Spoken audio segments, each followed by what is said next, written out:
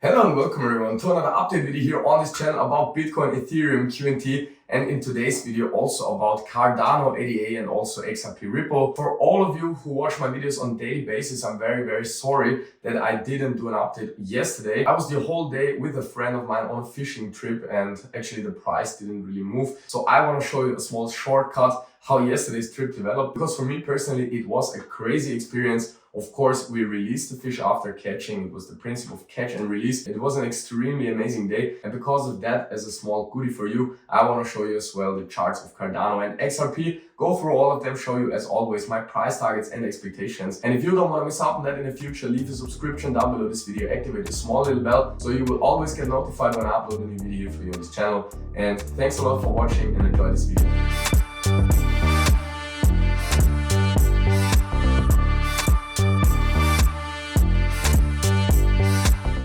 And we're starting here today straight on the Ethereum 1 hour time frame, and as you can see, we really didn't move a lot since the last update. In my last video, we were already able to identify this movement here as a possible Elliott wave triangle, and in my opinion, we are still in it. But now, since the triangle is nearly done, I can give you certain price targets for the breakouts in both directions. In my opinion, the breakout here towards the upside would be a little bit more likely, because that would leave us the option that this is a 5-wave impulse in an A wave or a first wave. Then this is a 3-wave move here in an A wave and triangle B wave. So with one more high, it can be a 3-wave move towards the upside in an ABC structure. And I personally would expect another impulse towards the downside here from this target area. So that's why my short orders are already placed there. And yeah, I mean, technically we can also get a direct sell-off from here, but this would actually mean that this triangle is a bigger B wave, and this whole construction is an A, B, C structure. So that's still possible, but yeah, I mean, we need to keep both options as possible options, but in my opinion, the trend reversal area would be a little bit more likely, because the $2,000 level can be hit. There is a lot of liquidity which can be grabbed before a further sell-off can start. But I mean, we can also start selling off from here. So as you can see, I don't really have a bullish scenario. I don't really follow any scenarios which would lead to a bullish breakout towards the upside. For me, the only question is, are we coming lower from here directly or coming up to my trading area before we come down? I think coming up first is a little bit more likely. That's why I have my short limit orders there. And the next question then is, how deep are we going down?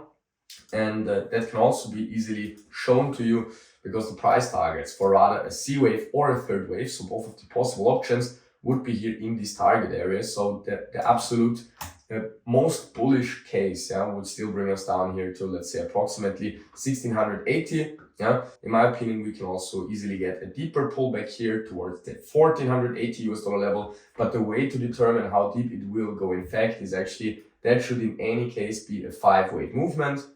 So I will just follow the waves here. How big is the first wave? How big is the second wave? And we'll provide you with further price targets for the third, fourth, and fifth wave. So that is the way how we can determine that when time comes by.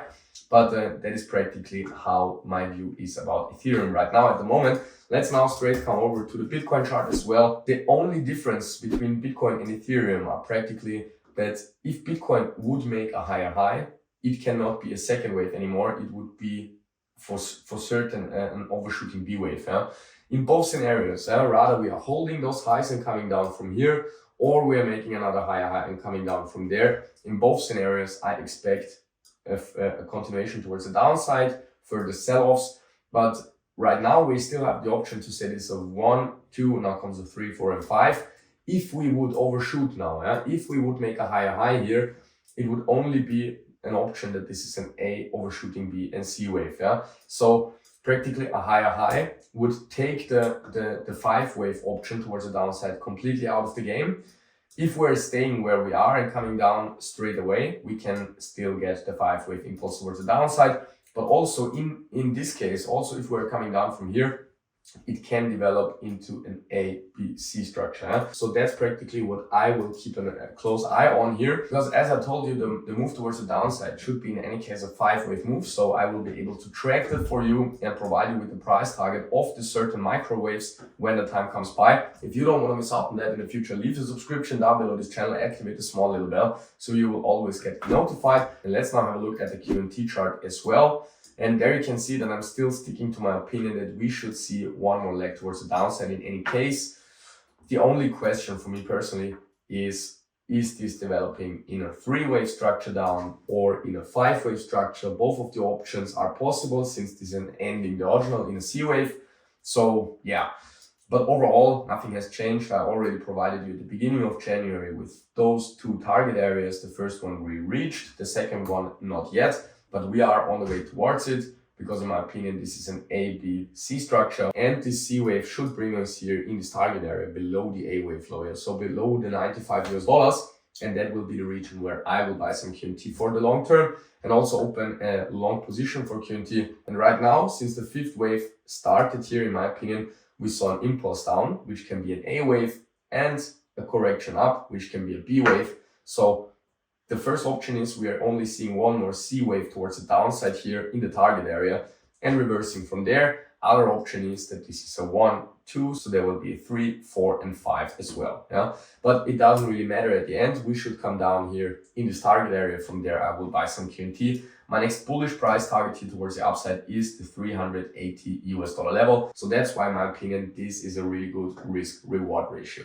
However, it's no financial advice, but as promised, let's now have a look at the Cardano chart as well. And as you can see, since my latest update, and nothing changed here for Cardano, I'm still expecting this to be an A wave down, an overshooting B wave, and there should now come a C wave down. So for Cardano, in this special case, there is not really the option that this only becomes a 3-wave structure.